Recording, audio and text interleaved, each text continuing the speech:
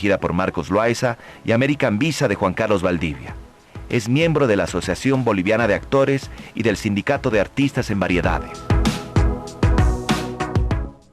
Hola amigos y amigas, hoy tenemos el gusto de tener en Didascalias a Agustín Cacho Mendieta, gran amigo personalmente, persona que admiro muchísimo, y es uno de los actores más grandes que tiene este país, con más de 50 años de trayectoria. Pues ha hecho de la comedia uno de sus géneros preferidos. Hola Cachito, ¿cómo estás? ¿Bien? ¿Cómo estás, Cristian? Feliz de compartir pues con un excelente actor, tanto de radio, cine, televisión, teatro, así que colega contemporáneo. No, algo que me encanta de Cacho es, siempre dicen que muchas veces los humoristas son personas serias, decían eso de Chaplin, de Cantinflas, que en la vida eran personas muy... Cacho es lo contrario, es una persona muy afable, amable. A mí me ha encantado ver que estaba llegando al canal y el guardia, el policía, ¡oh, don Cacho! Hay un cariño de la gente increíble hacia vos, Cacho. Así es. Que creo que es bien merecido. No sé si será siempre así, tal vez. No, si le preguntamos a tu señora no es lo mismo. Pero... No, bueno, siempre alguna vez en la familia hay alguna pequeña rabieta, pero muy fugaz. Generalmente no soy partícipe del continuo mal humor, digamos, ¿no? Siempre hasta en la calle yo me divierto con la misma gente. A los choferes de los carros les digo, maestrito, ¿me puedo poner su auto? No, pues como son chicos, ¿no? Entonces algunos lo toman de otra manera, otros bien, póngase nomás don Cacho, me dicen, ¿no? Y así, entonces, siempre hay motivo de reírse de cualquier cosa que veo en la calle, que hablo con la gente, etcétera, ¿no? Totalmente, para mí ese es un símbolo de sabiduría y de inteligencia. Y a ver, tratemos de descubrir, conociendo a Cacho, ¿de dónde nace esto, no? ¿Dónde nació Cacho? ¿De dónde viene? Bueno, creo que desde mi infancia, porque hacía de todo en mi infancia. Imitaba a los curas, imitaba así en mis juegos infantiles, creando personajes imaginarios y participando en programas de auditorio allá en Potosí, porque yo nací acá en La Paz y mi mamá de meses me llevó a Potosí por afinidad de trabajo. Entonces ella trabajaba en Portillo Pérez Prado, una empresa muy similar a Hansa Limitada, por ahí. Entonces, y allá nos constituimos, mi abuela y mi mamá me criaron. Mi mamá o mi abuela se llamaba Julia Balda Soto, mi abuelo Armando de Mendieta y Sux, español, era primo hermano del cónsul de España en Potosí, don Agustín de Mendieta. Entonces, bueno, como dice mi colega Santalla, ¿no? La mitad hojota y la mitad banderilla, digamos, ¿no? Entonces, de ahí viene la cosa. Y me gustaba participar en los programas de auditorium, a veces recitando, y me gustaba tocar la armónica, porque desde muy niño yo cultivaba la música al oído. Y tanto así de que mi padrino de confirmación, el famoso compositor Hipólito Salinas, era mi padrino. A mi abuela le dijo una ocasión, a este niño hay que meterlo al conservatorio, ya. Y mi abuela, no, va a ser un borrachoso, de cantina en cantina, va a ir a parar, no. Así, entonces ahí medio que me frustraron, porque si no, ahorita ya era concertista, compositor, quién sabe, no sé. Pero igual te han apoyado. Igual. Sí, tu mamá te apoyaba. Ah, en eso sí. Entonces, hasta que siempre salí con el gusto de hacer música, inclusive. Y esa fue la idea, ¿no? De que tal vez, yo no soñaba con ser actor, digamos, o con presentarme en el teatro. Para mí era como un divertimento el estar en una hora cívica, el estar en un programa de auditorium de niños así con público, pero de ahí no pasaba la cosa. Ya llegando acá, por ejemplo, y como nos instalamos justo en el barrio norte, que había sido barrio de los artistas, entonces, y cerca mi mamá abrió una tienda en la calle Anacocha, entre Catacora y Sucre, Y en la misma Yanacocha nosotros vivíamos 2 cuadras más arriba, entre Manzaneda y Catacora, y teníamos el departamento. Y ahí yo conocía un montón de amigos, y entonces, y además que como me gustaba el teatro, ir a ver, porque mi mamá, eso le gustaba a ella ver compañías que iban allá a Potosí en el Teatro Miste, y siempre me llevaba, entonces yo me embelezaba con los personajes que habían, o cuando había teatro de comedia, etcétera, y me gustaba. Y bueno, entonces creo que eso ha sido también una de las partes que inconscientemente fui absorbiendo, y da la casualidad de que yo todo había empezado en la radio prácticamente, porque yo vivía en la calle Matos en Potosí, y colindante a la calle Matos era una calle sin salida, pero en el fondo mi casa era en ángulo, al fondo de la radio Potosí, cuyo director era el Tata Zárate, le decían, y entonces yo me perdía.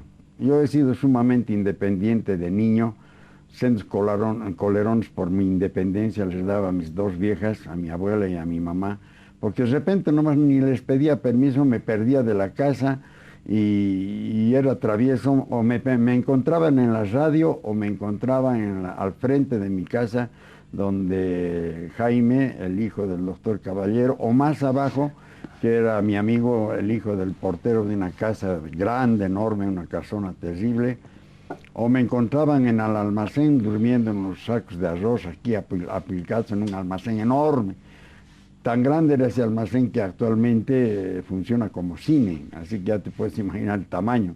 Entonces ahí me encontraban, o alguna vez, por ejemplo, digamos, el chofer del dueño de casa me decía: ¿quieres ir a tomar leche a Las Delicias? Y Las Delicias era como del centro de la ciudad hasta, digamos, Pampajás y por todo eso, lejos, ¿no?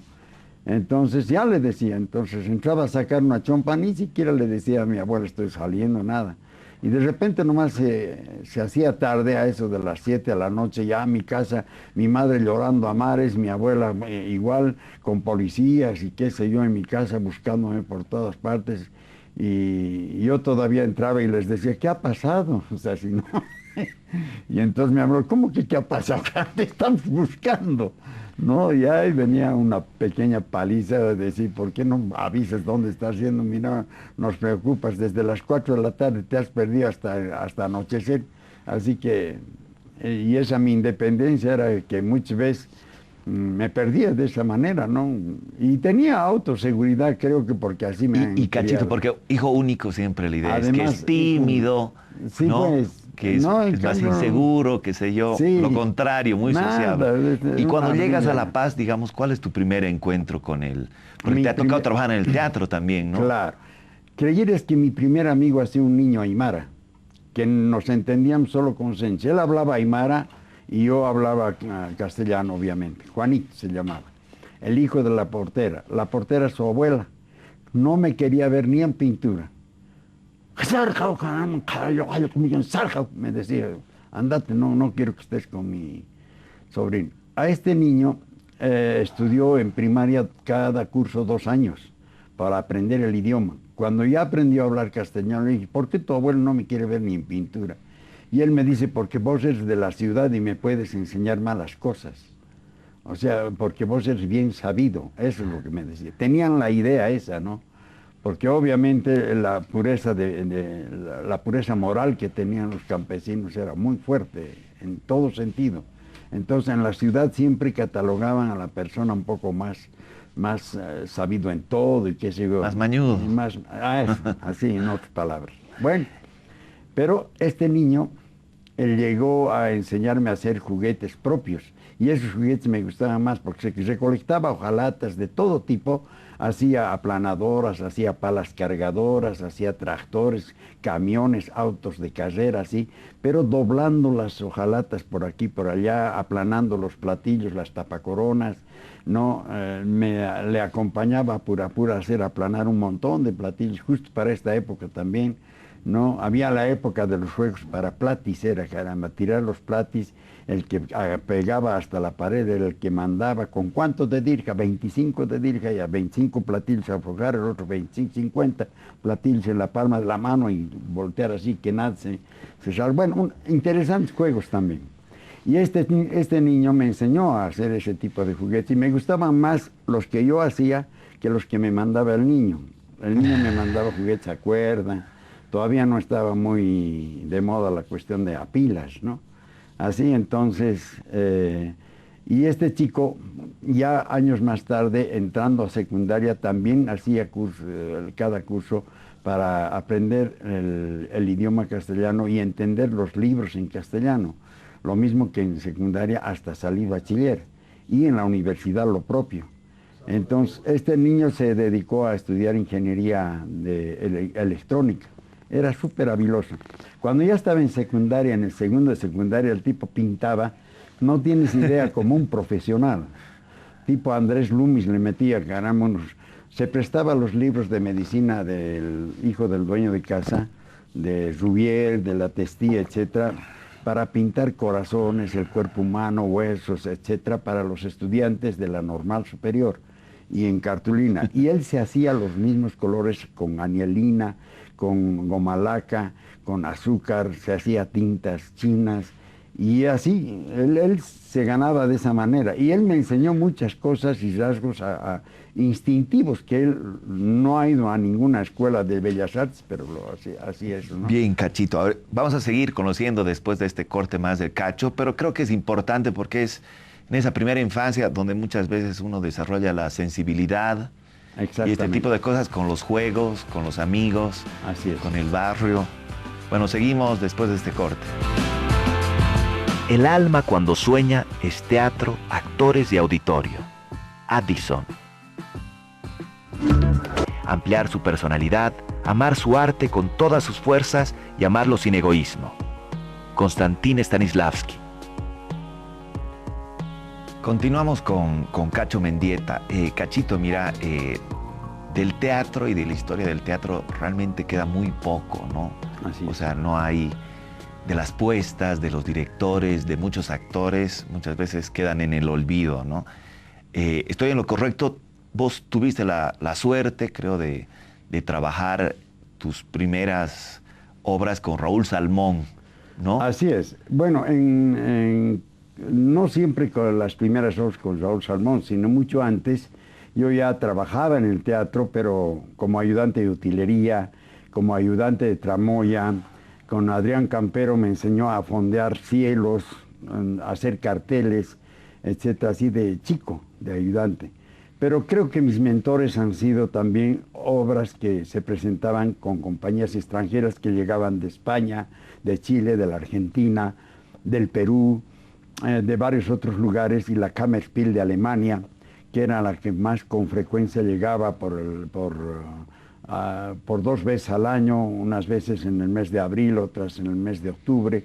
Entonces a mí me gustaba verlos a ellos, no entendía un ápice de alemán obviamente, pero veía cómo actuaban. A veces llegaban 3 actores, a veces 8 de la misma compañía o 15, y detrás de toda esa gama de actores y actrices llegaban 25 técnicos de todo, en luminotecnia, en escenografía, en puesta en escena, bueno, en fin, en todo, teloneros, cortineros, etcétera. Todos tenían su especialidad. Y todo eso fui almacenando. Entonces ya después me hice ayudante de tramoya, lo que se llama, o tramoísta. He llegado a ser tramoísta, he trabajado con Gualberto Blanco, hijo, después con Isaac Blanco, padre, que ha sido el primer tramoísta en el Teatro Municipal que lo conocí, junto con Norberto Barrón, el carpintero del teatro, que hacían puestas, bastidores y todo.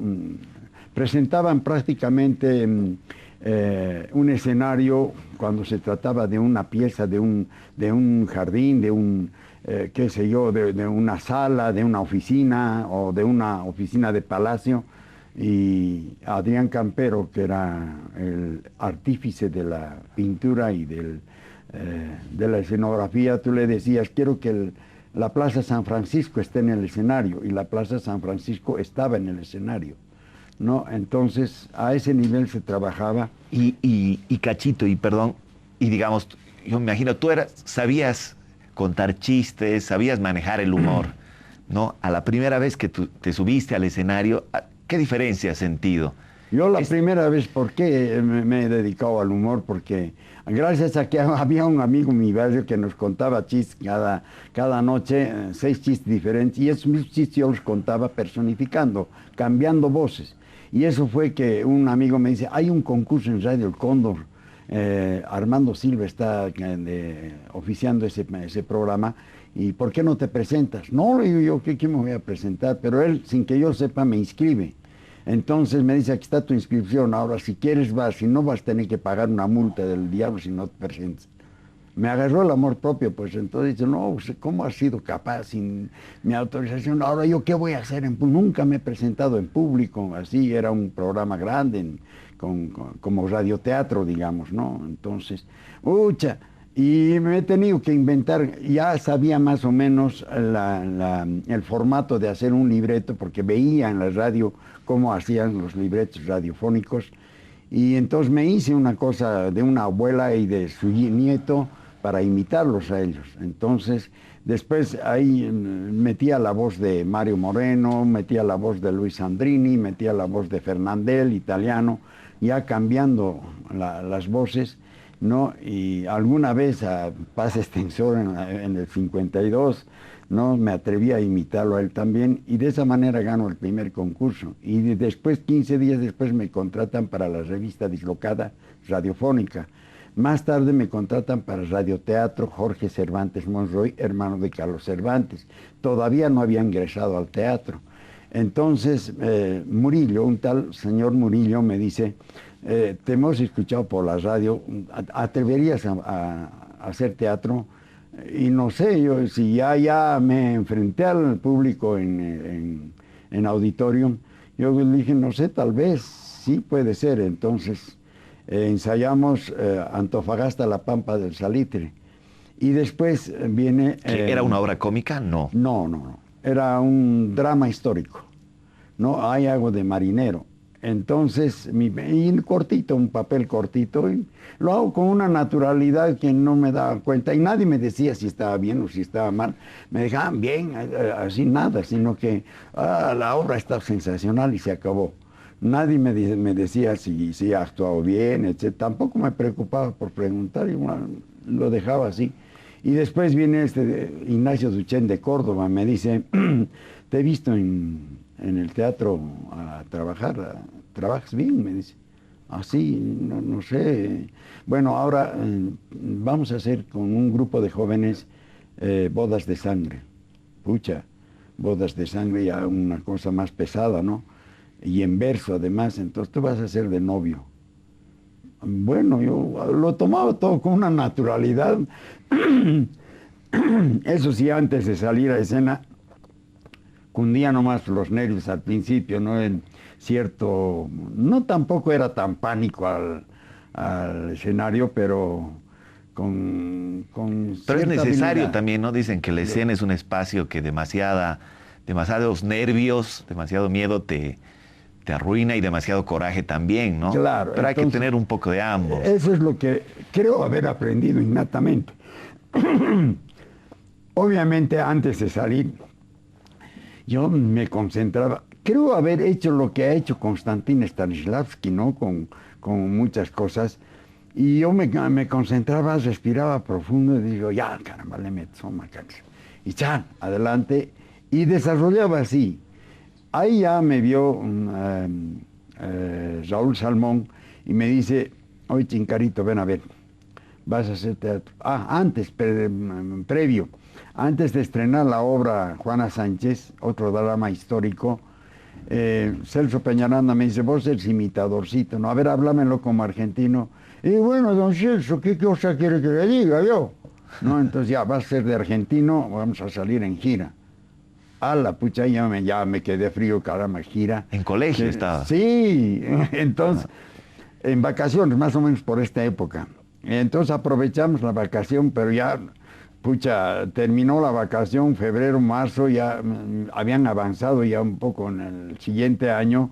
Yo ya estaba inscrito, inclusive, y casi pierdo el año por esa gira, porque decía, vamos a hacer unos 15 días, 20 días una gira. Yo decía, aprovechando la vacación, ya qué mejor, ¿no? Y ya teniendo el conocimiento de haber sido ayudante de tramoya y todo, hasta como tramoya. Primero salí en el cuerpo de baile.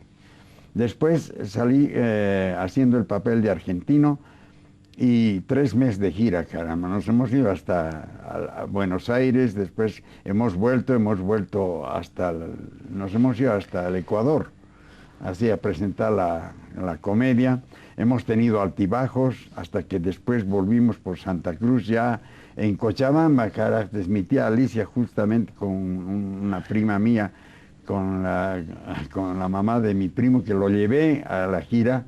Estaban ya alterados porque mi primo le había escrito a ¿Y qué tal era hacer de argentino en Argentina?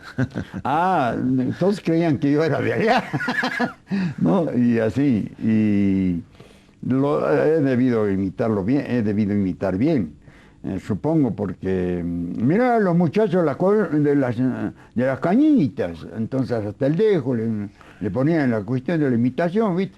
Entonces así, y bueno, salió eso, tuve que estar sin sábados, sin domingos, bastante tiempo hasta ponerme al día.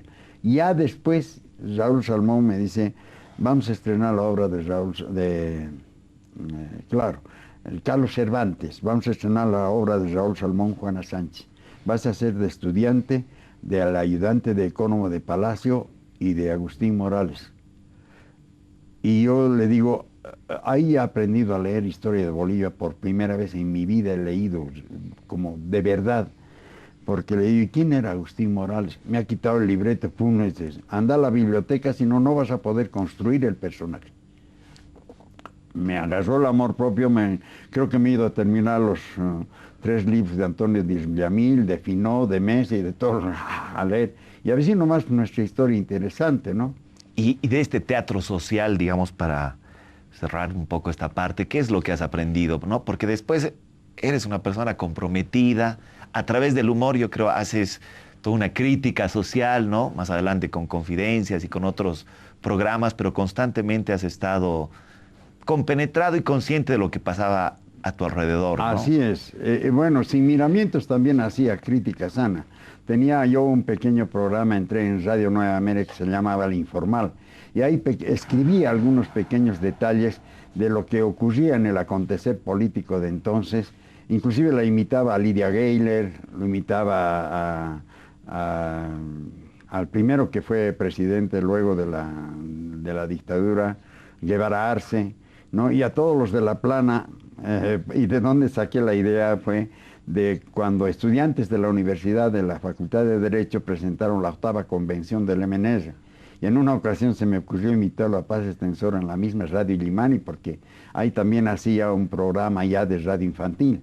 Y entonces, y se me aparece por la espalda el presidente, chico, me dijo, nada más, pero yo ya, ahí sí sudé frío, ¿no? Porque compañeros y compañeras del partido, en esta ocasión yo no los voy a llevar a los campos de concentración, a mis opositores, sencillamente los voy a matar, dice, ¿no? Y justo aparece el tipo de atrás, y me agarra el hombro así fuerte, este chico, y los de atrás que estaban, el operador de la radio, y otro locutor se quedó con los ojos así quietos, como paralizados. Yo, ¿qué pasa? Y me doy la vuelta, Su Excelencia, buenas tardes. No sabía qué hacer ni qué decir, pero ahí sí ya sudé frío. Bueno, y así ha sido. Entonces...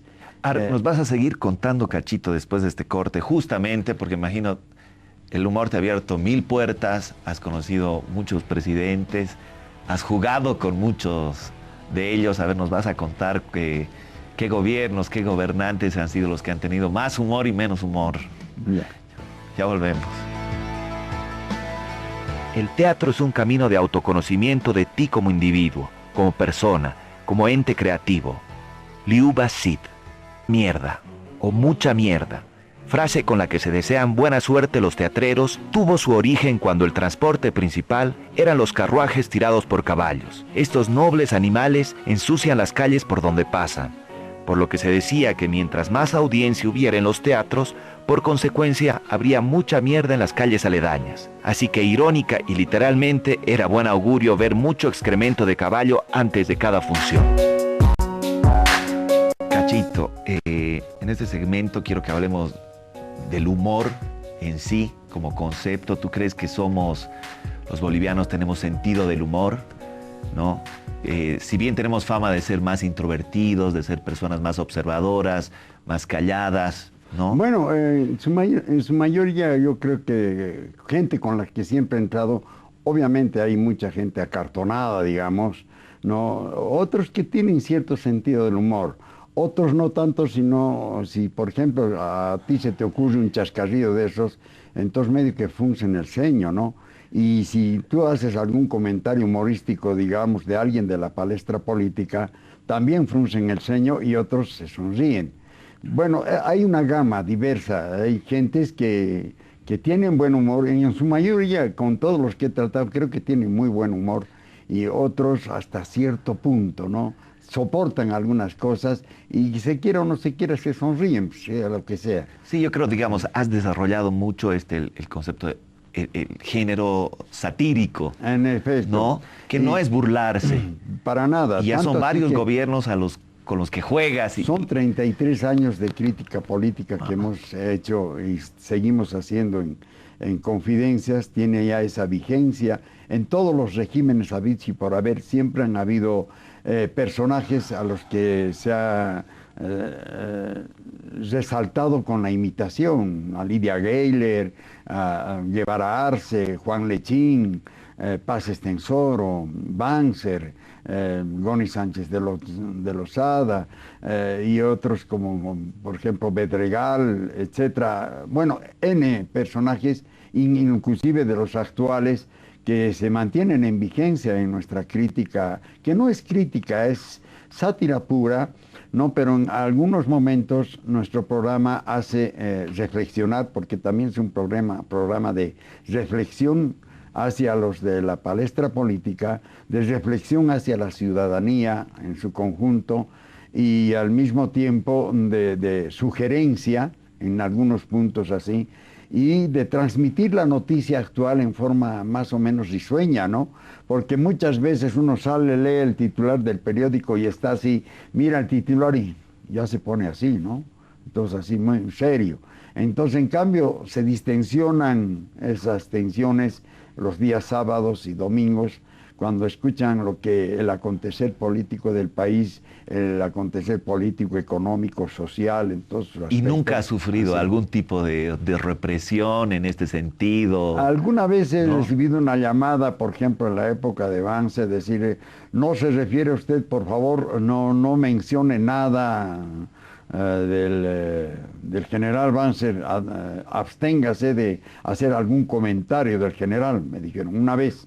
Pero después no, yo les he dicho, voy a seguir haciendo comentarios de bien o de lo mal que pueda hacer este presidente, así, a lo macho. Y varias veces así simultáneamente de la oficina me decían, quieren hablar contigo en el Ministerio del Interior. No es que venían, ya, cara, usted está preso, y nada.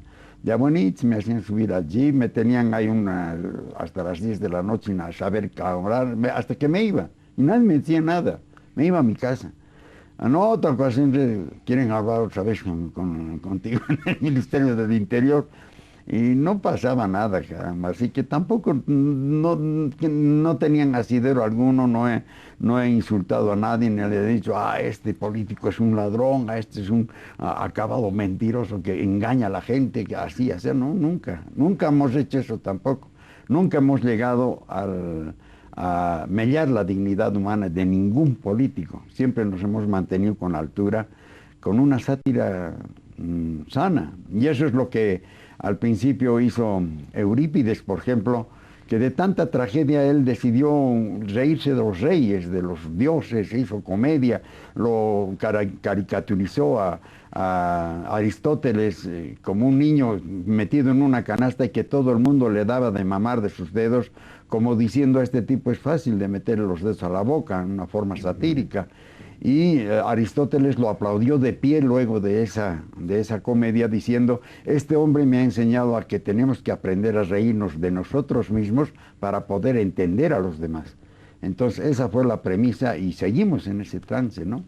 No, perfecto. Y eso es lo que, por ejemplo, el señor vicepresidente me dijo, yo entonces tengo que aprender a reírme de mí mismo para poder entenderlos a usted. Sí, sí, creo que somos una sociedad un tanto solemnes, ¿no? Sí. Pero sí, me contás, yo tengo entendido que el presidente pues te escucha, te sigue de vez en cuando, ¿no? Que sí, seguramente que sí. Y se divierte y quién sabe también reflexionan en algunas cosas, porque hay algunos acápites de reflexión, de llamadas de atención muy sutiles, ¿no? Que yo creo que los toman en cuenta también, ¿no? Y digamos, ahora para cerrar esta parte, digamos, hay mucha gente que quisiera ser cómico o desarrollar el humor, digamos, ¿no? ¿Cuál es tu sello como humorista, como actor cómico? Sí, ¿Alguna vez has pensado cómo tú trabajas? Más allá, porque lo tienes naturalmente. Bueno, yo creo que innatamente uno, si tú te ríes de algo que te cuento y te lo cuento bien, yo estoy seguro de que te ríes. Por ejemplo, yo decía, me imagino en este momento, digamos, una vieja romántica, ¿no? Que le dice a su marido, Ruperto, ¿te acuerdas de aquellos tiempos en que cuando nos casamos y nos dormíamos, tú me agarrabas de la mano? Ah, sí, vieja, ahí está, te agarro de la mano y hasta ahora déjame dormir. Se duerme. Ruperto, sí, ¿qué pasa? ¿Y te acuerdas que cuando me agarrabas de la mano me dabas un besito? Ah, sí, ya está. Ruperto, sí, ¿qué pasa? Cuando me agarrabas de la mano me dabas un besito, me mordías. Ay, se levanta de la cama furioso el caballerito. ¿Dónde estás yendo, Ruperto? A traer mi dentadura, dice el tipo, ¿no ve? Entonces, depende cómo lo cuentes para tener esa gracia. Y cualquier cosa que sea así, si lo dices graciosamente o con la voz de alguien de la vida real, entonces a mí me gusta que la gente se divierta en ese sentido, ¿no? Y es por eso, no sé, yo me siento feliz cuando la gente se ríe. Claro, porque siempre dicen, hay tipos de humor, ¿no? Hay el humor más Chaplin, que él está viviendo algo profundamente serio, Eso. Está sufriendo una situación y la risa es cruel, Claro. Normalmente. Y hay otro humor que es más, digamos, el humor más norteamericano, que va más por un chiste, Claro. por un gag, ¿no? Sí, pero ahora, por ejemplo, en esto de Chaplin, que también creo que ha sido uno de mis mentores, hago imitaciones de personajes de la vida real. No sé, tú te has fijado cómo un tipo se sirve una salteña caliente, ¿no? Y jugosa además en la calle.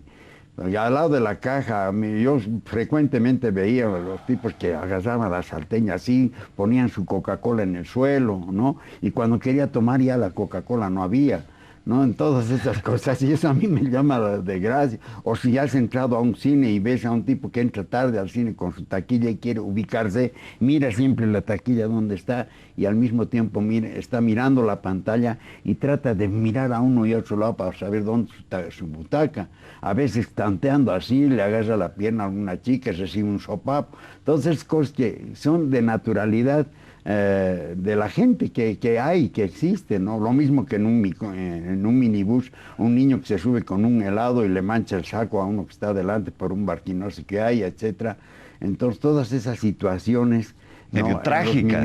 Que son trágicas y yo los transmito al público sin hablar. Yo les digo, voy a intentar hacerlos reír sin hablar. Entonces me pongo a actuar tal cual, ¿no? Y ni qué decir, por ejemplo, ahora que está de moda el celular, cómo cruza la avenida con automóviles que van y vienen con el celular y chateando, ni siquiera escuchando, chateando, caramba, así. Cómo su campo visual tiene que fijarse de que está viniendo un auto por acá, otro por acá. El movimiento plástico que tiene ese personaje al cruzar una avenida es en toda forma girando, yéndose adelante, atrás, esquivando por la espalda, así los autos que pasan, pero sigue munido en su celular. Que eso lo he visto en la Mariscal Santa Cruz, así tipo. Y Cachito, digamos, ¿y por qué una persona normalmente, cómo haces para hacer algo cómico, 20 o 30 funciones y que la gente se siga riendo? Yo creo que ahí está el oficio. Yo ¿no? creo que sí. Porque sí. es como cuando cuentas un chiste, la gente se ríe, lo que pasa normalmente. La segunda vez menos, la tercera vez menos, la cuarta ya no se ríe nadie. Obviamente. ¿No? Es que cambio pues los estilos. No siempre estoy metido en una sola cosa y además que voy renovando. Inclusive, mira, catalogo que en el mundo deben haber a lo mucho 8 millones de chistes sobre los cuales redunda la vida del ser humano, ¿no? Y pasan en unos y en otros la misma situación, pero con diferente forma, en diferente escenario, tal vez con otras palabras, pero ocurre lo mismo. Entonces, eso es la variación que existe entre nosotros, y en el humor se utiliza también eso, ¿no? De no ser un chiste de las viejas, de esta misma vieja, puede ser otro chiste, por ejemplo, ¿no? En que se encuentra con otra amiga, le dicen: ay, Facunda, mi marido se ha vuelto un tigre en la cama. Ay, no me digas, a esta edad, súper tan, sí, se moja la sábana para, ¿cómo se cataloga su territorio? Una cosa de esa así, ¿no? Entonces ya se cambia la cosa. Pero esta es la misma vieja, la misma mujer, el varón, el niño, etcétera. Todos tienen diferente forma de reaccionar a alguna situación, pero casi es lo mismo, ¿no? Y la variante es en las situaciones, ¿no? Y en eso radica también mantenerse en vigencia en el humor. No lo mismo y el mismo chiste. Ahora, si el mismo chiste lo cuentas de diferente forma cada vez, o lo enriqueces con alguna otra cosa, o le quitas alguna cosa que no funciona, igual sigue funcionando. Muy bien, Cachito. Bueno, vamos a terminar esta parte y vamos a continuar después conociendo la faceta como actor de cine, ¿no? Con películas como El corazón de Jesús, donde hace un papel increíble, para que nos cuente más. Y la otra faceta de dramaturgo y escritor de obras de teatro que tiene Cacho, que no sé si conoce mucha gente. Continuamos luego. Cuando el teatro es necesario, no hay nada más necesario. Peter Brook. Se dice que en el Teatro Municipal de La Paz habitan muchos fantasmas. Entre ellos el más famoso es el Tío Ubico, que es el fantasma del actor y dramaturgo Wenceslao Monroy. A él se le pide permiso antes de subir al escenario y se le agradece cuando se voltea a taquilla. Cuando no le gusta, molesta al elenco. Cuando le gusta, toca el piano. En este último sector me gustaría hablar de tu etapa de actor de cine. Justamente cerramos la anterior parte diciendo que con la risa, con el humor, realmente se puede conmover, se puede hacer reflexionar. Y ¿no? se puede Realmente hasta hacer llorar a veces. se puede hasta hacer llorar, sí. Exactamente, ¿no? Pues has hecho muchas películas, ¿no? Pero hay una, creo que es bastante importante, que es El corazón de Jesús. Donde he sido ¿no? protagonista. Donde eres protagonista y es un personaje entrañable en una situación muy dramática, ¿no? A ver, contanos, ¿cómo has hecho este personaje? ¿Has apelado a algo personal? Creo que el que ha apelado a algo personal ha sido el autor, porque yo he sufrido un infarto cardíaco, obviamente, y quién sabe por ese motivo ha sido que él ha ideado esta situación, y quién mejor de representar un infarto ha sido yo, ¿no? Porque, bueno... reciente claro, tu infarto al rodaje de la película. Ya van a ser 18 años aproximadamente, inclusive de mi cirugía cardiovascular, pero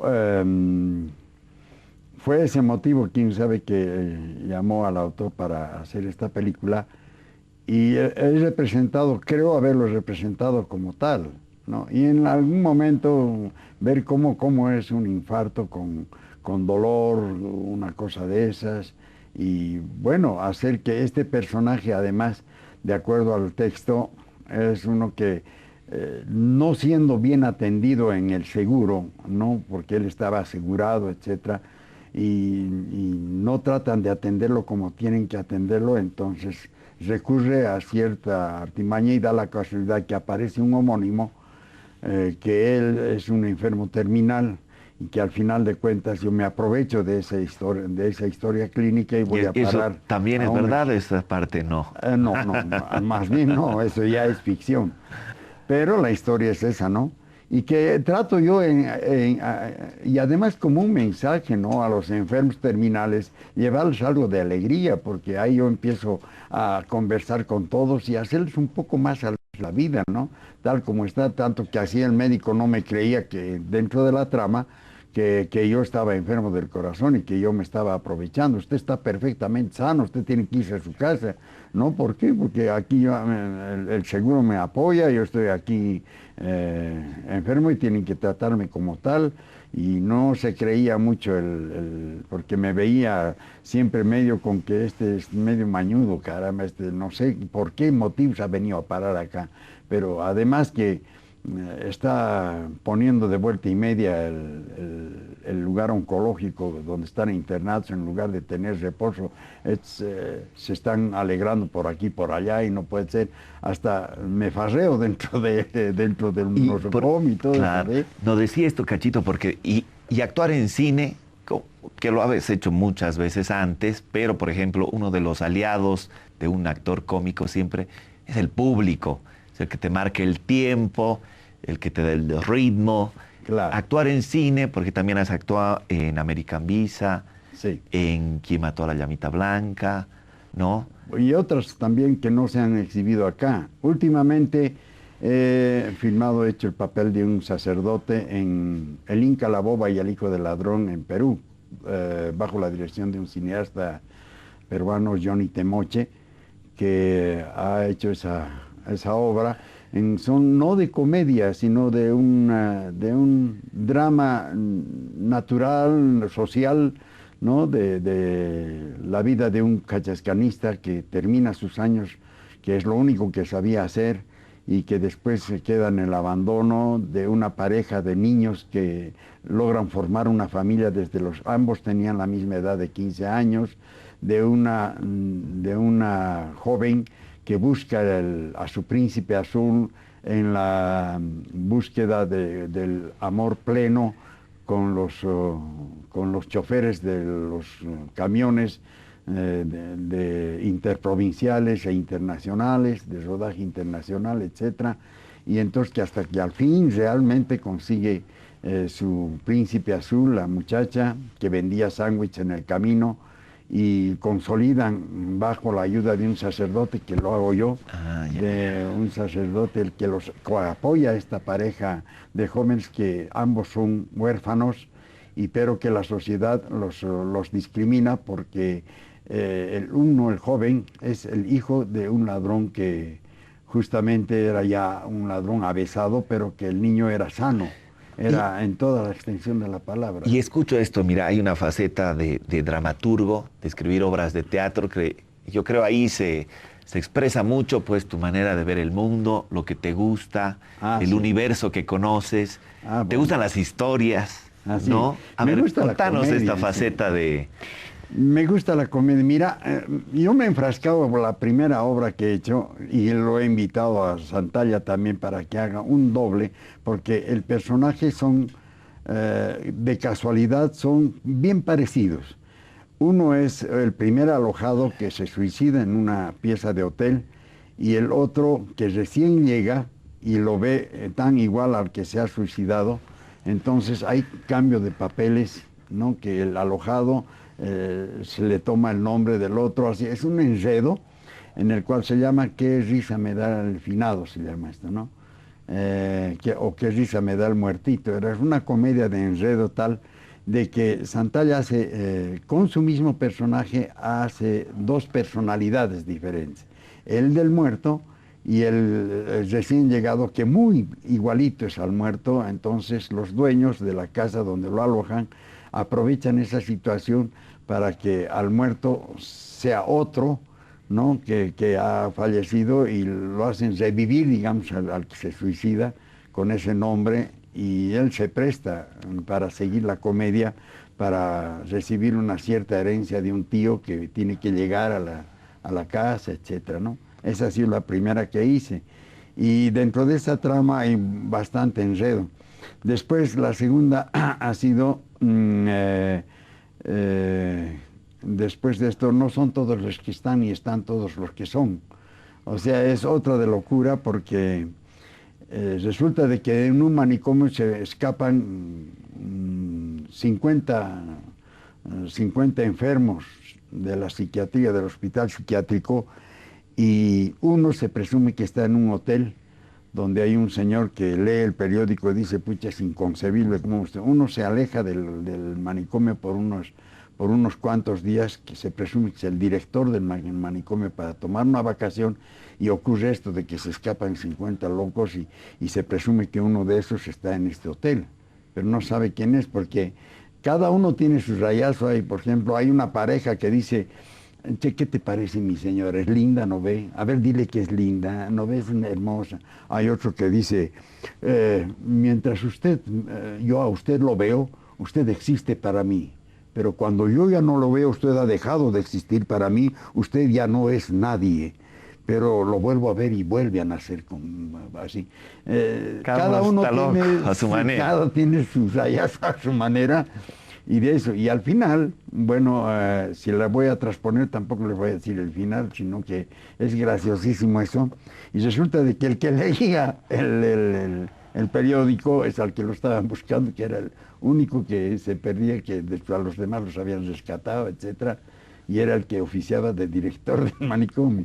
Es más o menos así. Bien, Cachito, mira, nos quedan 2 minutitos, igual como me gustaría dejarte la palabra. Si quisieras, no sé, digamos, ahorita tú cómo ves el panorama actual de nuestro teatro, del humor. ¿Tú crees que la gente está perdiendo el sentido del humor o está creciendo? Creo que va con que está un poquito disminuyendo por la falta de tiempo en los teatros, que no hay salas que no te den como antes 15 días para poder montar una comedia, una obra, etcétera. Solo te dan 2 días. Con 2 días no cubres ni pagar al que te recibe las entradas en la puerta, ¿no? Ni la luz. Entonces, esa es la falencia por una parte. Y después de hacer buen teatro, hay buen teatro de bolsillo, como tú has hecho varias veces en...